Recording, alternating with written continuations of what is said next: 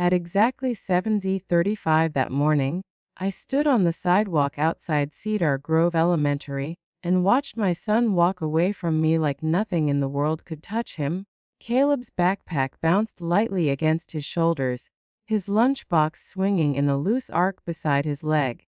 He moved with the effortless confidence of a child who believed the world was fundamentally safe. Because that's what I had spent his entire life trying to prove to him. Just before he reached the doors, he turned around. He always did that. He lifted his hand in a quick wave, his face bright and certain, and mouthed the words I had trained him never to leave unsaid. Love you. My throat tightened the way it always did. I love you too, I called, loud enough to carry across the chaos of parents, buses, and slamming car doors. He smiled, satisfied, and disappeared inside. I didn't leave immediately. I never did anymore. Instead, I opened the school app on my phone and checked his pickup authorization list. Me, aftercare program, Mrs. Paddle, emergency only. That was it. No grandparents, no exceptions, no room for interpretation, because 3 weeks earlier, my mother had walked into that same school office wearing her polite smile and soft voice and told the receptionist, "I'm here to pick up Caleb." His mother gets overwhelmed. She hadn't sounded angry. She hadn't sounded unstable. She had sounded concerned. And concern, I had learned, was far more dangerous. The receptionist had called me immediately. I had left work mid-sentence, hands shaking as I drove, my chest tight with a fear I couldn't explain. When I arrived, my mother was sitting calmly in the waiting chair, legs crossed, purse folded neatly in her lap, like she belonged there. Like she had authority. Like she had always had authority. She smiled at me when I walked in. "There you are," she'd said gently. "You look tired this morning. I thought I'd help." Help. That was her word for it. That was always her word. That day, I removed her from every pickup list, every emergency contact, every authorization form that existed. I had the school print confirmation. I signed it. They signed it. We documented everything, because documentation was the only language people like my mother couldn't charm their way around. I closed the app and exhaled slowly. Caleb was inside. Caleb was safe. And now I had to walk into a courtway to prove that I deserved to keep him that By 8:25 a.m., I stood in the security line at River County Family Court, clutching a thick folder against my chest. The building smelled like cold air and polished tile, sterile and unforgiving. Fluorescent lights hummed faintly overhead, illuminating faces drawn tight with fear, anger, exhaustion. Everyone there was fighting for something. Or someone. Inside my folder were emails, screenshots, school records, pickup logs, and a handwritten journal I had started the day my mother crossed a line she couldn't uncross. Because memory fades. Paper doesn't. When I stepped into the hallway outside courtroom 3B, I saw her immediately. My mother stood near the door in a cream cardigan, her posture perfect, her hair styled with deliberate care. She held a manila folder like it contained something sacred. Her attorney stood beside her, tall, polished, confident. They looked prepared. They looked calm. They looked like they expected to win. Her eyes found mine instantly, and her expression softened. "There she is," she said warmly, as if we were meeting for lunch instead of a custody hearing. "Honey," she added, her voice dripping with sympathy. "You don't have to do this?" I didn't answer, because responding would give her something to perform against. Silence gave her nothing. At 9:10 am, we were called inside. The judge sat behind his bench, glasses resting low on his nose, reviewing documents with the detached focus of someone who had seen every version of human conflict. He called the case. He said my name, then hers. My mother stood first. "Your Honor," she began gently, "I'm not here to hurt my daughter. I'm here to protect my grandson." Her attorney slid a stack of papers forward. "Emergency custody," he said smoothly. "Temporary, pending evaluation, in the best interest of the child. My mother lowered her eyes, folding her hands like she was praying. She's struggling, she continued softly. I've seen it. I'm afraid something could happen. The judge turned his attention to me. Miss Shaw, he said evenly, do you understand the request being made? Yes, I replied. My mother is asking you to take my son away from me. My mother flinched, her face twisting with theatrical hurt. He's not an object, she whispered. He's a child. The judge didn't react. He simply looked back at the documents. Her attorney began listing accusations in a steady, practiced tone: emotional instability, unsafe environment, concerning behavior, statements from school personnel, professional observations. Each word was chosen carefully, each phrase constructed to sound objective. But I knew something they didn't. Truth has structure, and lies, eventually, collapse under their own weight. Your Honor, I said calmly, may I review the original documents being referenced? My mother's smile held, but her eyes sharpened. Her attorney hesitated. We've submitted exhibits, he said. I'd like to see the originals. I repeated, with full headers. The judge considered this, then nodded. Hand them up. The papers were passed forward. The judge began reading, slowly, carefully, not skimming, examining. Minutes passed in silence, broken only by the soft sound of turning pages. Then he stopped. His eyes narrowed slightly. He lifted one page, looked at it longer than the others. The room shifted, something invisible tightening in the air. Put that on the record, he said quietly. My mother's fingers tightened on the edge of her chair. I'm going to read a line from Exhibit 2. The judge continued. Her attorney leaned forward. Your Honor, that exhibit is... Quiet, the judge said firmly. At that exact moment, my phone vibrated once in my pocket. A single buzz. I didn't look at it. I refused to break focus. The judge leaned closer to the document. This letter, he said, purports to be from Cedar Grove Elementary. He paused, then read aloud. The school has documented no safety concerns regarding Miss Shaw's parenting. The only documented concern is repeated unauthorized contact attempts made by Diane Shaw. Silence. Total. Absolute. My mother's expression froze.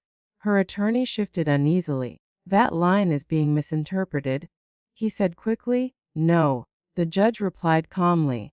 It is being interpreted correctly. He looked directly at my mother. You claim you are protecting the child, he said. Yes, she answered softly. And yet, he continued, the only documented concern is you. Her composure cracked just slightly. Enough, Your Honor, she said quietly. I'm worried about him. The judge raised his hand. Stop. He marked the page. Emergency custody is denied. The words hit the room like a door slamming shut. Relief surged through me, sharp and immediate. But it didn't last, because my phone vibrated again. And this time, when I finally looked at the screen, my stomach dropped. 3 notifications from Cedar Grove Elementary. Pickup authorization change request pending review. Requested by Diane Shaw. Timestamp 9:27 a.m. The exact moment the judge had been reading the line exposing her. Location tag River County Courthouse Guest Network. She had tried to add herself to Caleb's pickup list, while sitting 10 feet away from me, while losing. While the judge was denying her, she hadn't stopped. She hadn't hesitated. She had simply changed tactics. And in that moment, I realized something that made my blood run cold. The courtroom hadn't stopped her. It had only forced her to get smarter. Because while the judge had just denied her in court, my mother had already made her next move. And somewhere, less than 20 minutes away, my son was still sitting in his classroom, completely unaware that someone had just tried to rewrite who was allowed to take him home. I didn't remember leaving the courtroom. One moment I was standing there, hearing the judge deny her request, feeling the first fragile edge of relief. The next moment, I was in the hallway staring at my phone like it had just spoken a language I didn't understand. Pickup authorization change request pending review. Requested by a Diane Shaw. Timestamp 9:27 a.m. Location River County Courthouse Guest Network. She had done it while sitting there, while pretending to be calm, while pretending to be reasonable, while pretending to lose. My hands didn't shake. That surprised me, because inside something else had taken over, something colder, sharper, clarity. She wasn't reacting emotionally, she was executing. And execution meant planning. Planning meant escalation. I tapped the call button for Cedar Grove Elementary. The line rang once, twice, then connected. Cedar Grove Elementary, this is Marisol speaking. Her voice was calm, professional, normal. My son was inside that building, living a normal morning, and I was about to interrupt it. This is Rachel Shaw, I said. My son Caleb is in Mrs. Nagayan's class. I just received a notification that someone requested a pickup authorization change. There was a pause, keyboard clicking. I see the request, Marisol said carefully. My stomach tightened. Who submitted it? Another pause. It shows Diane Shaw. She didn't say grandmother. She didn't say your mother. She didn't need to. That request is unauthorized, I said. A judge issued an order this morning prohibiting her from contacting the school or attempting pickup. Marisol didn't question me. Do you have the order? Yes.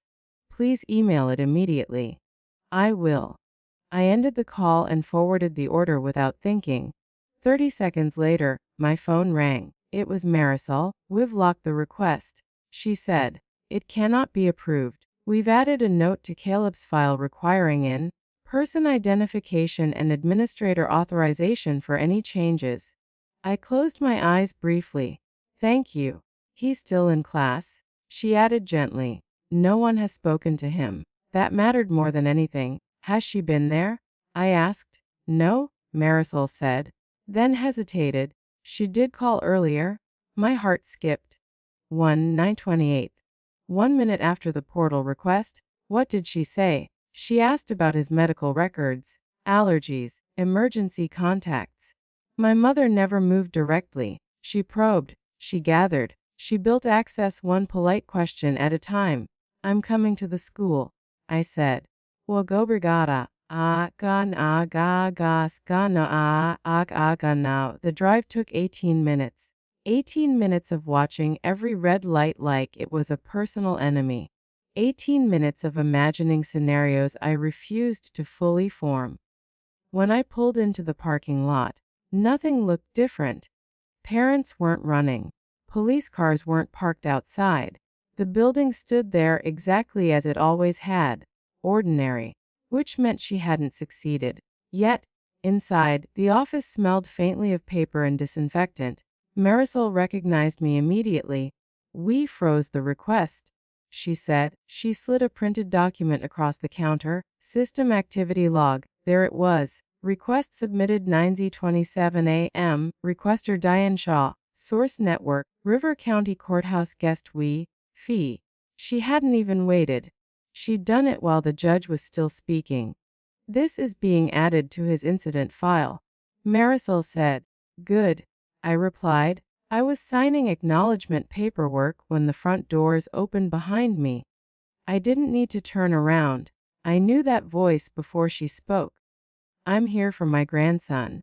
My mother walked in like she belonged there. Like court hadn't happened. Like nothing had changed. She smiled at the receptionist, then at me. Rachel, she said softly, you look exhausted. I didn't answer. She turned back to Marisol. I submitted the authorization change. It has not been approved.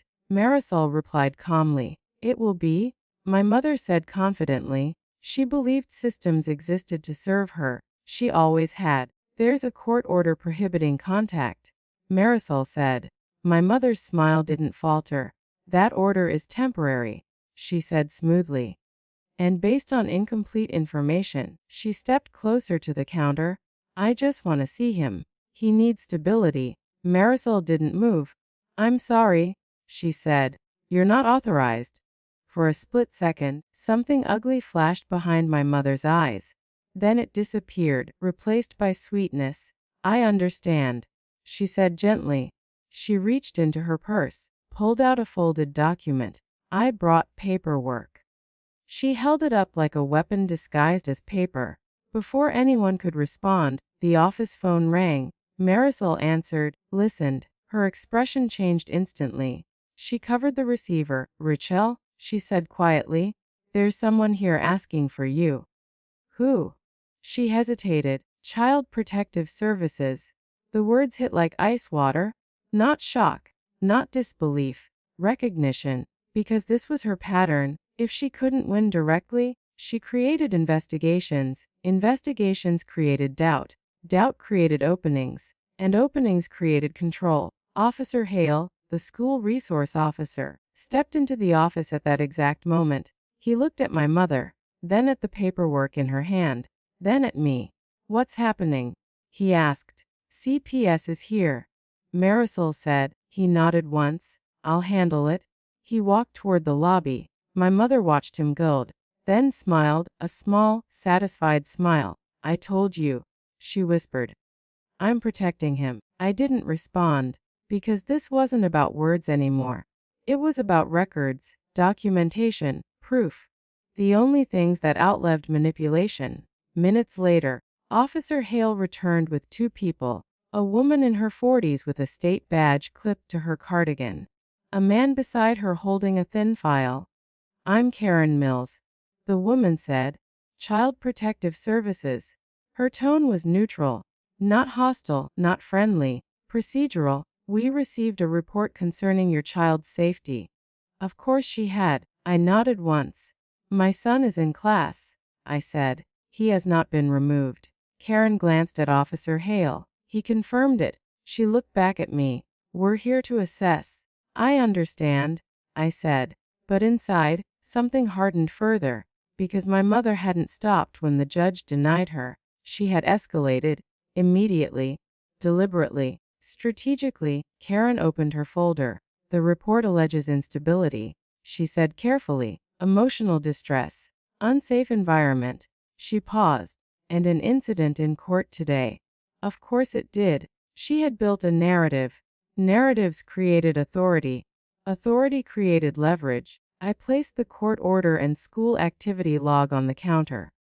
This is today's order, I said. And this is the portal request she submitted during the hearing.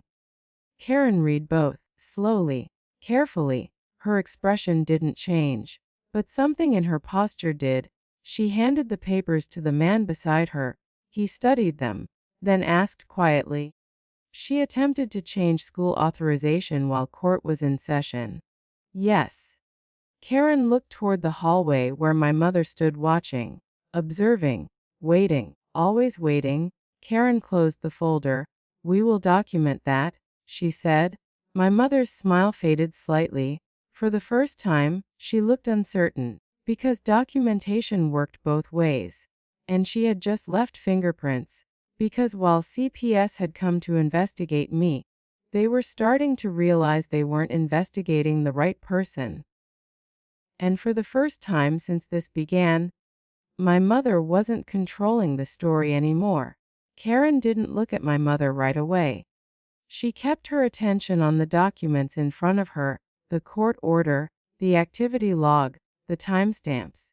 People who worked in systems learned quickly that truth didn't announce itself loudly.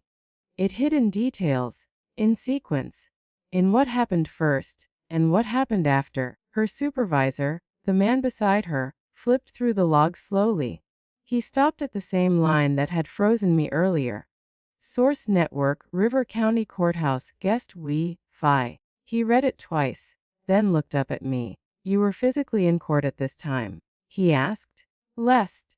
And she was there with you? Yes. He nodded once, not surprised, confirming. Karen finally spoke again. Miss Shaw, we still need to follow procedure, she said. That means assessing the report. But this information changes context. Context. That word mattered more than accusation. Context separated emergency from manipulation. Behind her, I could feel my mother watching us. Silent, still, calculating. She didn't interrupt. She knew better. She knew interruption made people defensive. She preferred suggestion. Implication? Karen turned toward Marisol. Can you confirm the child has remained in class the entire time? Yes, Marisol said immediately. No contact attempts were permitted. Karen nodded. Good. She wrote something in her file. Every movement deliberate, every note permanent. My mother stepped forward then, her voice soft and trembling. I'm sorry, she said gently. I never wanted it to go this far. Karen didn't look at her. She kept writing. I was afraid, my mother continued. He cries when he's with her. He told me he's scared. The lie hung in the air. Not dramatic. Not loud. Just believable enough to be dangerous. Karen closed the folder slowly, then looked directly at my mother for the first time. Mom, she said calmly, we will speak with you separately. It wasn't an invitation, it was a boundary. My mother nodded, wounded dignity perfected. Of course, she whispered. She stepped back, but she didn't leave. She stayed where she could see everything. Karen turned back to me. The report included an attachment, she said. My stomach tightened. What kind of attachment? She opened her folder and removed a single sheet of paper. At first glance, it looked official. School letterhead, typed paragraphs, signature at the bottom. It claimed Caleb's teacher had observed concerning behavior, withdrawal, anxiety, fear of returning home. Every word carefully chosen, every phrase designed to sound professional. Karen tapped the bottom of the page. This email address, she said quietly, is not part of the school district. Marisol leaned forward. That's not ours, she confirmed immediately. Karen nodded. We suspected that. Her supervisor stepped closer. May I? She handed him the paper. He examined it closely, then turned it slightly, looking at the footer, the metadata line most people never noticed. He went still. What? Karen asked. He pointed. Document creator. Karen leaned in. Her eyes narrowed. She read it silently, then looked up at me. Miss Shaw, she said carefully. Do you recognize the name of this law office? I didn't need to look. I already knew. It was the name printed on the folder her attorney had carried into court that morning. My mother's attorney. The room shifted, subtly, irreversibly. Karen closed the folder. This attachment did not originate from the school, she said. Her supervisor's voice hardened. It originated from a legal template, not evidence. Manufactured narrative. My mother stepped forward quickly. That doesn't mean anything, she said smoothly. Karen raised her hand. Mom. Just that, nothing else. My mother stopped. Because Karen hadn't raised her voice. She hadn't needed to. Authority didn't require volume. It required certainty. Karen turned back to me. This changes how we proceed, she said. She wrote something else in her file, slowly, carefully. My mother's voice sharpened. You're ignoring a serious report, she said. Karen looked at her calmly. We are documenting everything. Not agreeing. Not validating. Documenting. My mother understood that word, and she didn't like it. Because documentation couldn't be persuaded. It couldn't be charmed. It couldn't be rewritten after the fact. Karen closed her folder. Miss Shaw, she said, your child will remain in class today. We will not disrupt him. Relief moved through me like oxygen. But Karen wasn't finished. We will follow up with a home visit, she continued. Standard procedure. I nodded. I understand. Her supervisor handed the falsified document back to Karen. This will be included in our report, he said. He didn't look at my mother when he said it. He didn't need to. My mother's composure slipped. Just slightly. Enough. Because she understood what had just happened. The investigation she had triggered had found something else. Something she hadn't planned for. Paper worked both ways. Karen turned toward the exit. We're done here for today, she said. She paused. Then added, we will contact you. Not reassurance, not threat, promise. As they walked out, Officer Hale followed them briefly, ensuring separation, ensuring order. My mother stood frozen, watching them leave, watching control slip. When the doors closed, she turned to me. Her voice dropped, all sweetness gone. "You think you've won?" she said quietly. I didn't answer, because this was never about winning. It was about surviving, protecting, outlasting. She stepped closer. "You can't keep him from me forever." I met her eyes. "I don't have to," I said calmly. "The truth will."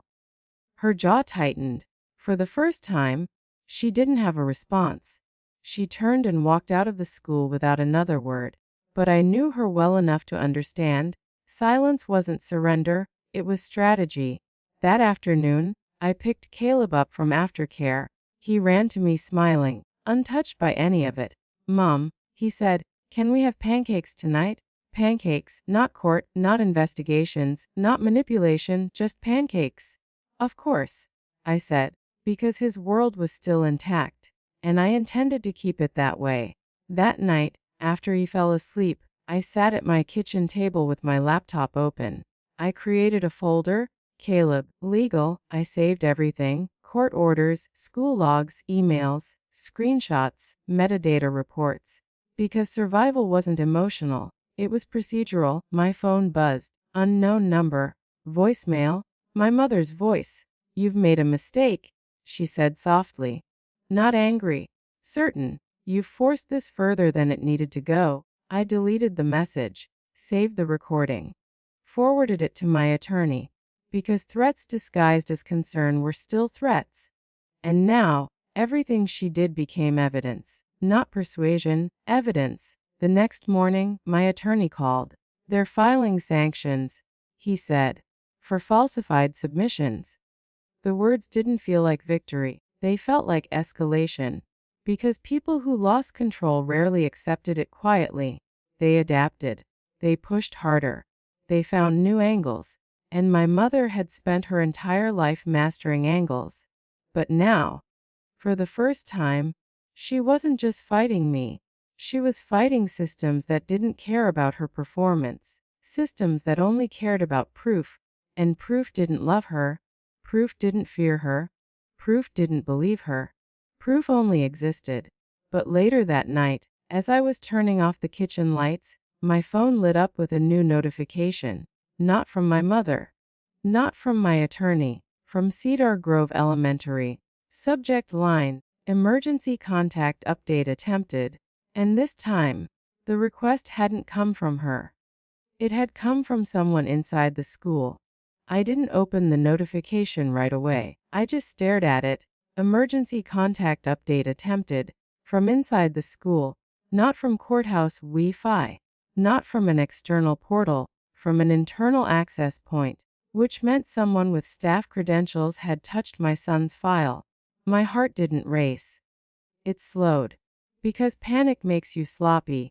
And sloppy was exactly what my mother needed. I tapped the message. It opened to a system summary.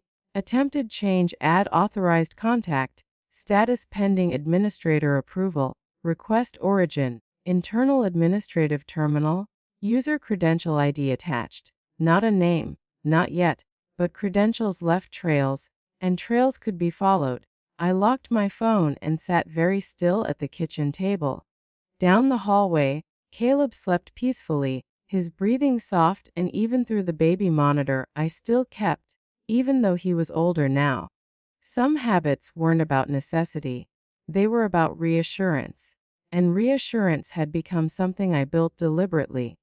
Piece by piece, system by system, because safety wasn't a feeling, it was infrastructure. I opened my laptop, composed an email, subject urgent, unauthorized internal access attempt. I attached the notification screenshot, addressed it to Marisol, the school principal, the district administrative office, my attorney, and Karen Mills at CPS. I wrote only facts, no emotion, no accusation, just sequence, timestamp, origin, pending change. Because facts forced response, emotion invited dismissal. I hit send. Then I waited. The reply came at 7:12 am. From the school principal, Dr. Evan Lang. Rachel, thank you for bringing this to our attention. We are reviewing the system access logs and will follow up immediately. No changes have been approved. Your son's file remains protected. Remain protected. Not safe. Protected. Protection implied threat. Safety implied absence of one. I got Caleb ready for school like any other morning. Breakfast. Shoes. Backpack. Routine was stability. Routine was armor. He didn't notice anything different. And that was the point. When I dropped him off, Marisol met me at the office before I could ask. We've locked administrative permissions, she said quietly.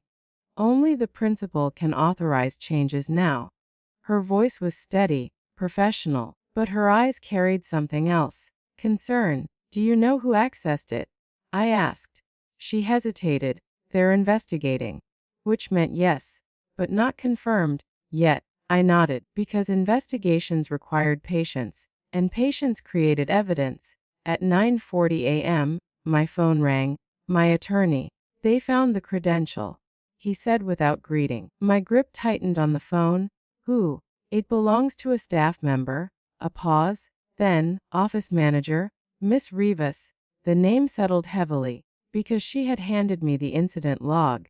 She had documented my mother's appearance. She had looked professional, competent, helpful, which meant either she had been manipulated, or she had been positioned. My attorney continued. The district is conducting an internal inquiry. They've disabled her access pending review. Disabled access. Not accused. Not yet. Systems moved slowly, carefully, because accusations without proof destroyed institutions. Proof preserved them. Do you think she did it intentionally? I asked. Another pause. We don't speculate, he said. We document. That word again, document, because documentation didn't care about loyalty. Only action. At noon, Karen from CPS called. We've updated your case file, she said, based on the falsified attachment and school interference attempts. Her voice remained neutral, controlled, but no longer suspicious. Now procedural. We are reclassifying the source of concern, she continued. Reclassifying to what? I asked. Another pause. Third-party interference. Not maternal instability. Not unsafe environment, interference. Directed, intentional, trackable. Karen continued. This will be reflected in our report. Report. Permanent. Accessible. Reviewable. My mother had triggered systems she didn't control. And systems remembered everything. That afternoon, Dr. Lang himself called. His voice carried administrative calm. Rachel, he said, I want to assure you your son's file is secure. Secure, not safe. Secure. Do you know why she accessed it? I asked. He exhaled. We're still determining intent. Intent mattered legally. Action mattered procedurally. Her credentials were used to initiate the request. He confirmed. Used. Careful wording. Because credentials could be shared, stolen, borrowed, or willingly used. We've placed her on administrative leave pending investigation. He added. Administrative leave. Institutional distancing. Protection of system integrity. Not accusation, but not innocence. Not anymore. That evening, as Caleb colored at the kitchen table, my phone lit up again. Unknown number. I didn't answer. Voicemail followed immediately. My mother's voice. Soft. Controlled. You're escalating this too far, she said. Not angry. Concerned. Always concerned. They're going to look at everything now, she continued. They'll see things you don't want them to see. Threat disguised as warning. I saved the message. Forwarded it. Documented it. Because intimidation worked best when unrecorded, and weakest when preserved. 2 days later, my attorney called again. They've completed the preliminary inquiry.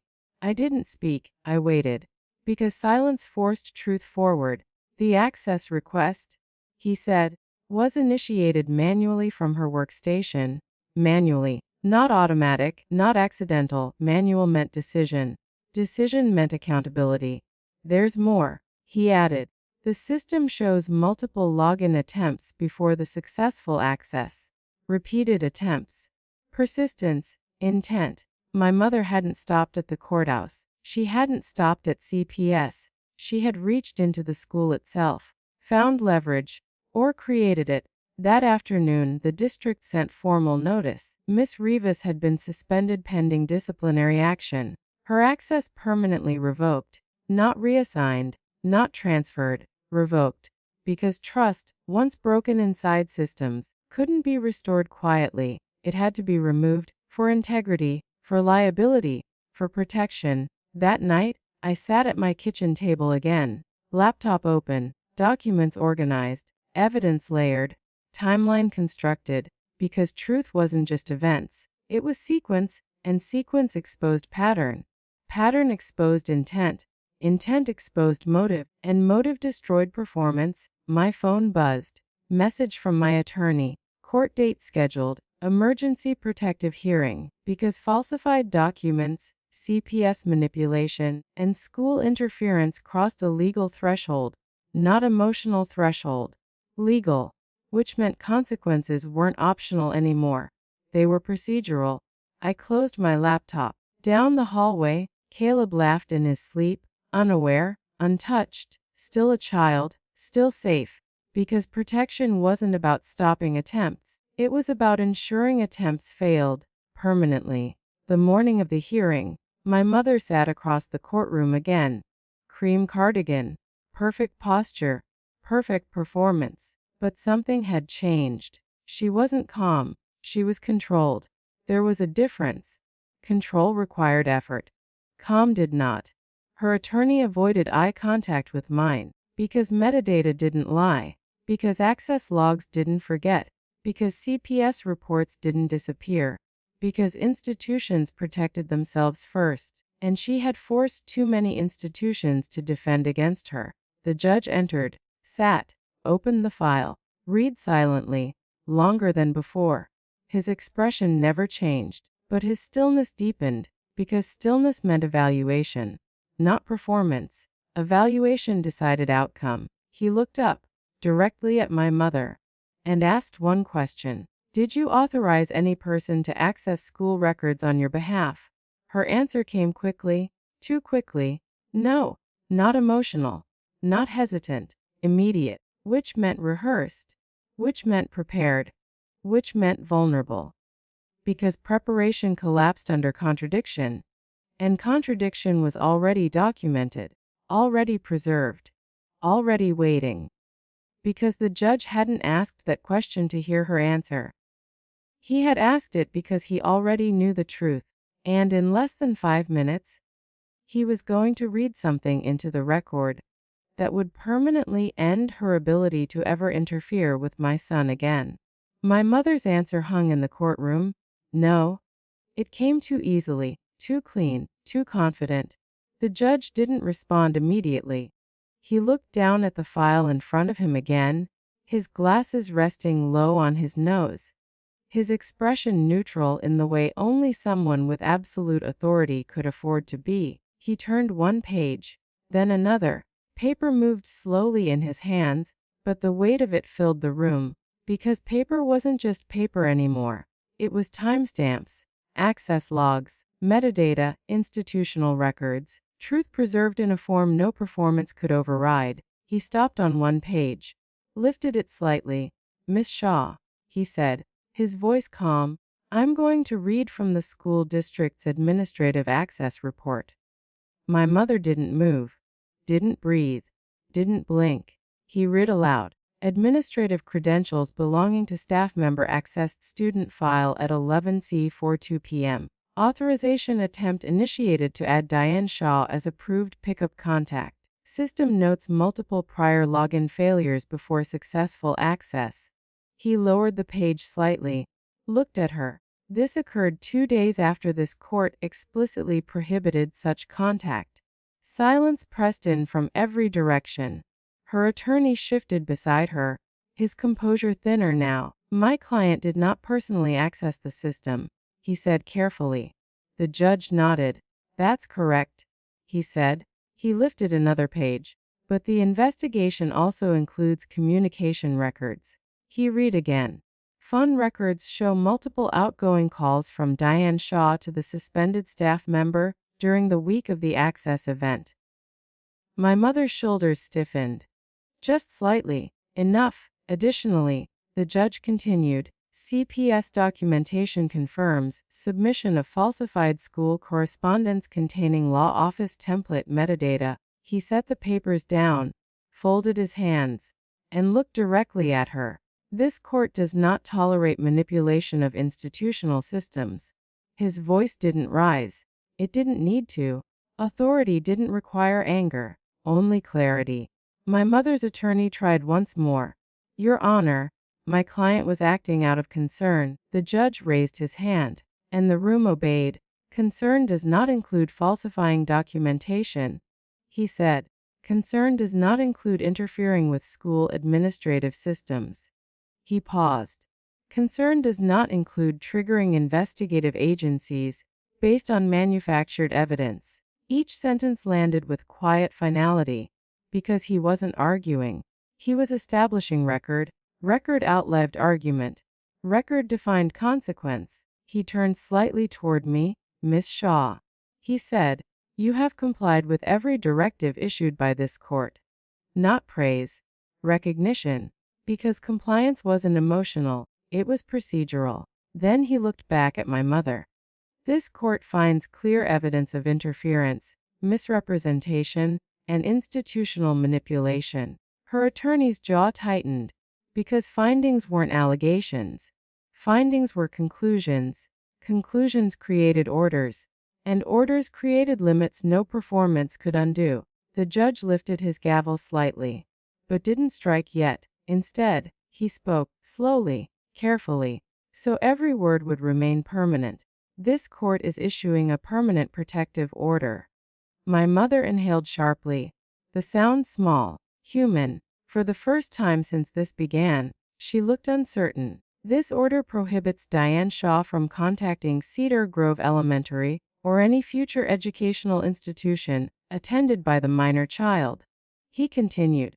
She is prohibited from requesting records, initiating contact, or appearing on school property without explicit court authorization. Her attorney leaned toward her, whispering urgently, but there was nothing to stop.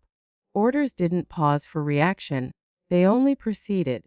She is further prohibited from initiating reports to government agencies regarding the minor child without full disclosure of this custody history and protective finding. The words stripped away her most powerful weapon, institutional leverage, because leverage depended on credibility, and credibility had just been formally revoked. The judge raised the gavel, struck once, clean, controlled, permanent. Violation of this order will result in contempt proceedings. Contempt carried consequences beyond paperwork. Consequences that couldn't be charmed away. The sound of the gavel echoed softly, and in that moment, it ended. Not dramatically, not emotionally, procedurally, which was the only way protection lasted. My mother sat frozen, her expression no longer sweet, no longer calm, just still. Because stillness was all she had left. Performance required audience. Authority required credibility. And both had been removed. She turned toward me slowly. Her eyes sharp, cold. You've destroyed everything, she whispered. Not loud enough for the court. Only for me. But she was wrong. I hadn't destroyed anything. I had preserved something. There was a difference. I didn't respond. Because response would have given her something to hold. Silence gave her nothing. And nothing was the only boundary she couldn't cross. Outside the courtroom, the air felt different. Not lighter, just stable. My attorney walked beside me. That's as strong as it gets, he said. Not celebration. Assessment. Because protection wasn't victory. It was infrastructure. Infrastructure held. Or it didn't. And now, it held. My phone buzzed. Message from Cedar Grove Elementary. Protective order received and filed. Student record secured. System acknowledging system. Protection reinforcing protection. I drove to aftercare in silence, not thinking about court, not thinking about her, only about him, Caleb. He ran toward me when he saw me, backpack bouncing, smile bright, untouched, exactly as he should be. "Mom," he said, climbing into his seat, "can we still have pancakes tonight?" Still, like nothing had changed. Because for him, nothing had, and that was the point. Protection wasn't about changing his world. It was about keeping it intact. "Of course," I said. He smiled, satisfied, certain, safe. That night, after he fell asleep, I stood in the doorway of his room, watching him breathe, steady, peaceful. His world remained what it was supposed to be, simple, secure, untouched by adult warfare, because systems had finally done what systems were meant to do, not protect emotion, protect reality. My phone lit up once more. Unknown number. Voicemail, her voice. Quieter now, not angry, not sweet, just empty. "You'll regret this someday," she said. I saved it, archived it, documented it. Not out of fear, out of completion. Because evidence wasn't about defense anymore. It was history. And history had already decided. I turned off the light, closed his door gently, and for the first time in months, I didn't check the school app. I didn't check the authorization list. I didn't check anything, because protection no longer depended on vigilance alone. It depended on order, signed, filed, enforced, permanent. And somewhere in that permanence, something else existed too. Not relief, not victory. Peace, not loud, not dramatic, just quiet, just steady, just enough. Because the most dangerous people don't stop when they lose. They stop when systems finally stop believing them. And this time, the system believed me.